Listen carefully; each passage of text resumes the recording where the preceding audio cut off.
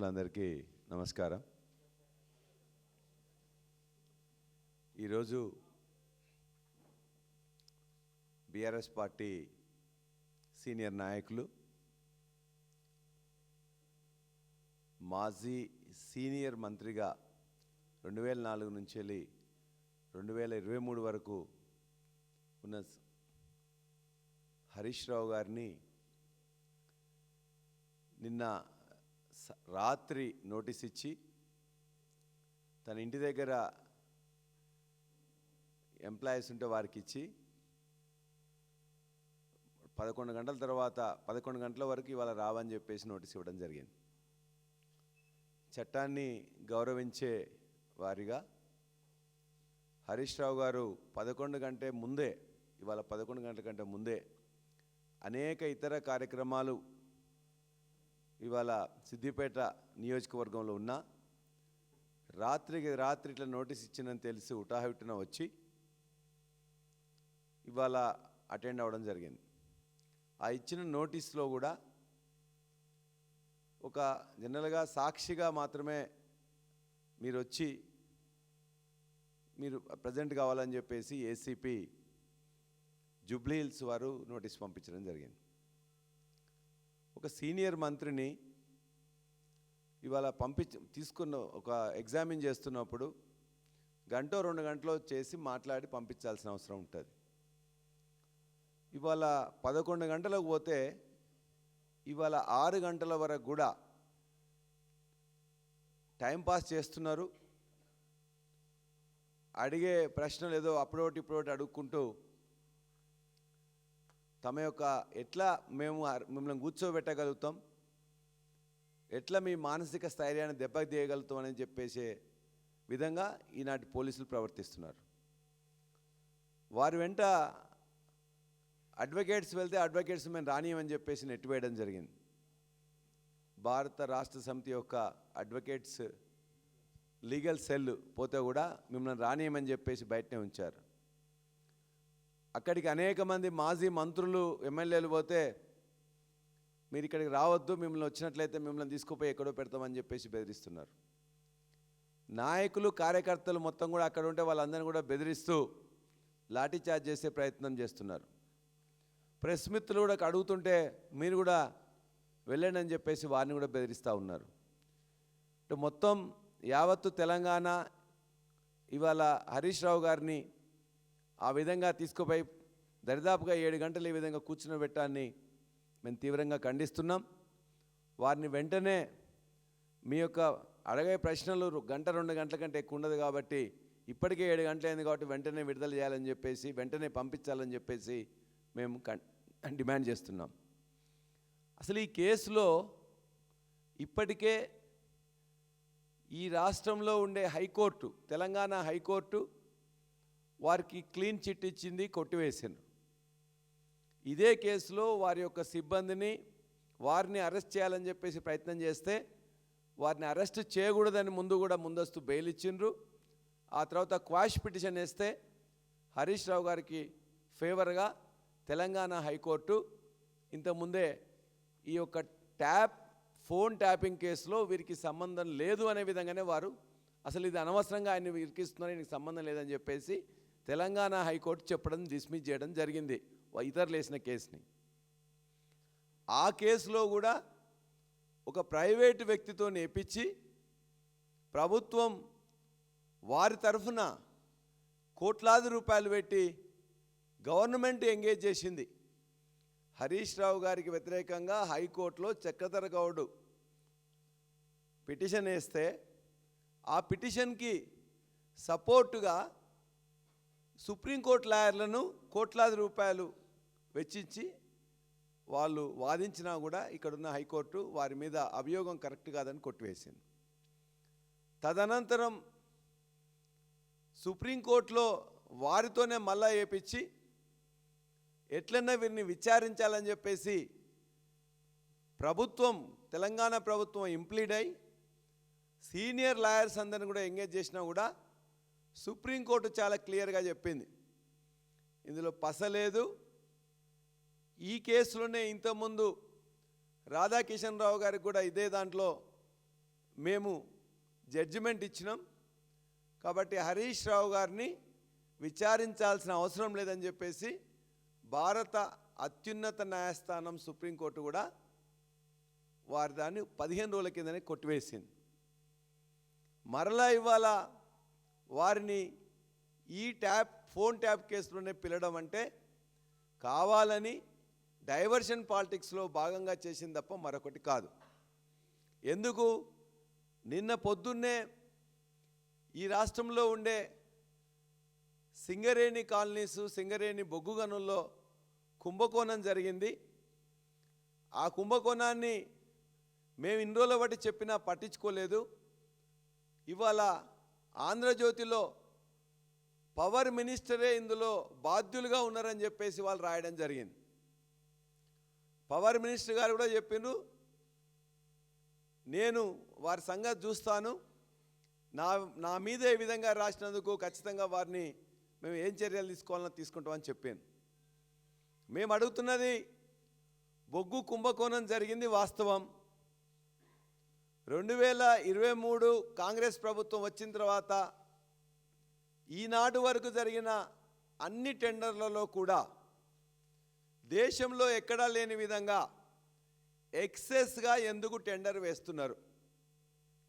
ఒక్క టెండర్లో కూడా గతంలో 2023 కంటే ముందు సింగరేణి కాలనీ, సింగరేణి బొగ్గు గనుల్లో ఎవరైనా టెండర్ వేస్తే ప్రతిసారి కూడా లెస్సే వచ్చేది. అది 8%, 9%, 10% లెస్ వచ్చేది. కానీ ఈ ప్రభుత్వం వచ్చిన తర్వాత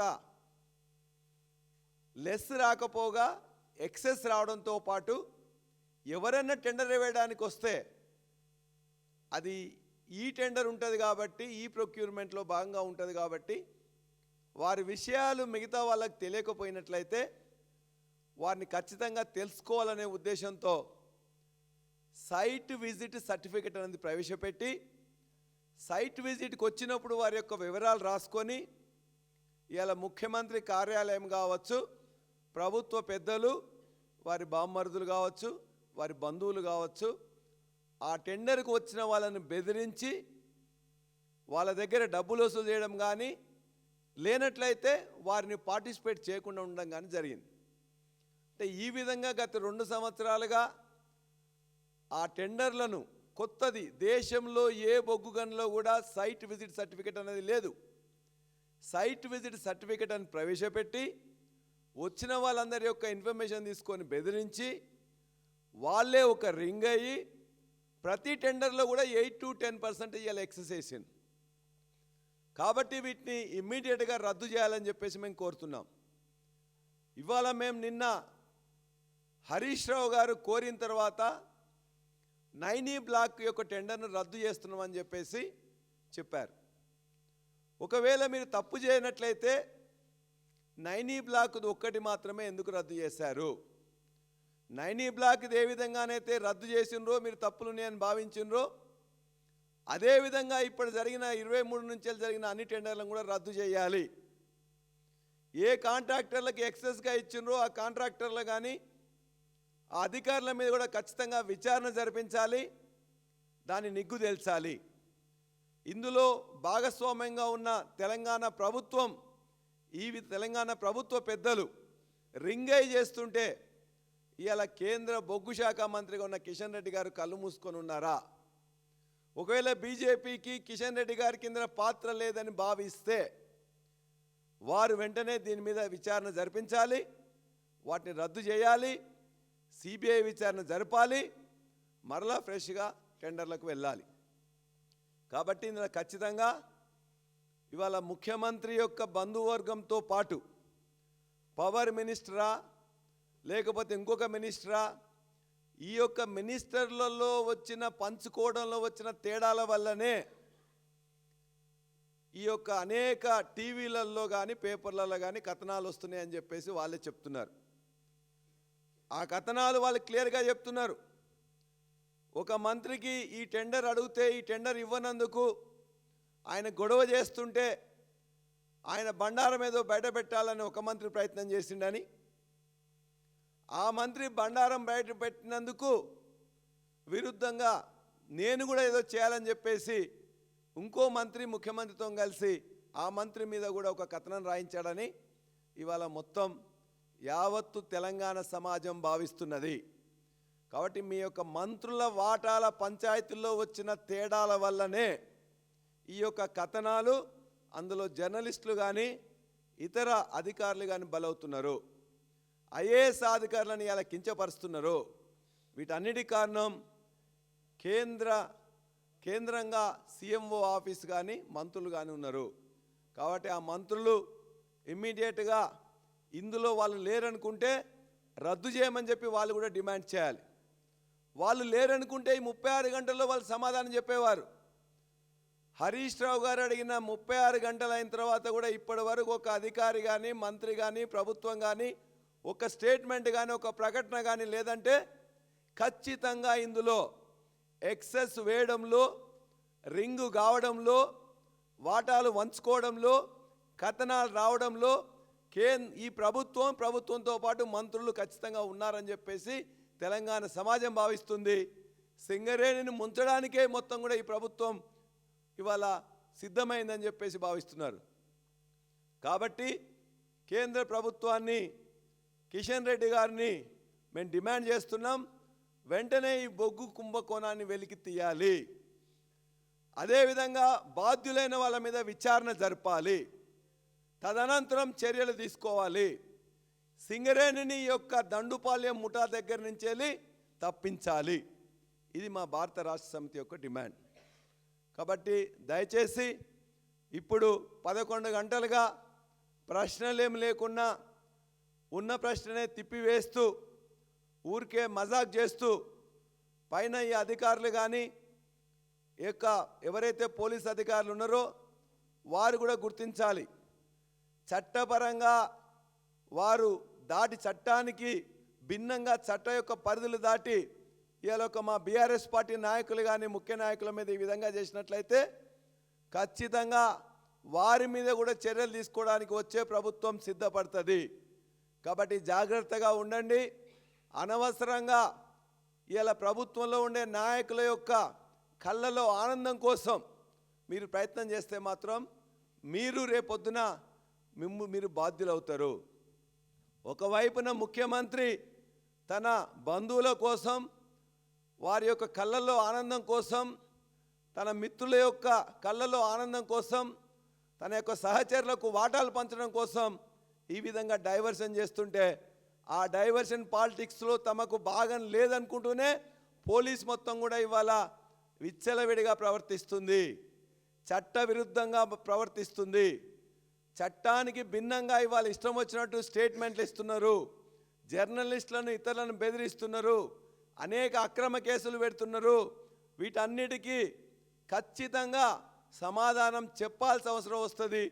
చట్ట వ్యతిరేకంగా ఉంటే చట్టం లోపల మీరు చర్యలకు సిద్ధం కావాల్సి వస్తుందని కూడా వారిని హెచ్చరిస్తూ వెంటనే వారిని ఇప్పటికే 7 గంటలైంది కాబట్టి హరీష్ రావు గారిని వెంటనే వదిలిపెట్టాలని చెప్పి కోరుతున్నాం. ఏదైతే హరీష్ రావు గారు చెప్పిన బొగ్గు గని కుంభకోణం మీద వెంటనే కేంద్ర ప్రభుత్వం సిబిఐ విచారణ చేపించాలని చెప్పేసి కూడా కోరుతున్నాం. సిట్టు కూడా నీకు ఒకవేళ దమ్ముంటే, ధైర్యం ఉంటే, నీతి ఉంటే, నిజాయితీ ఉంటే ఈ ప్రభుత్వం కూడా సింగరేణిని లూటీ చేస్తున్న ఈ దండుపాలెం ముఠా మీద కూడా సిట్టు వేయాలని చెప్పేసి కూడా మేము కోరుతున్నాం. జై తెలంగాణ, జై కేసీఆర్.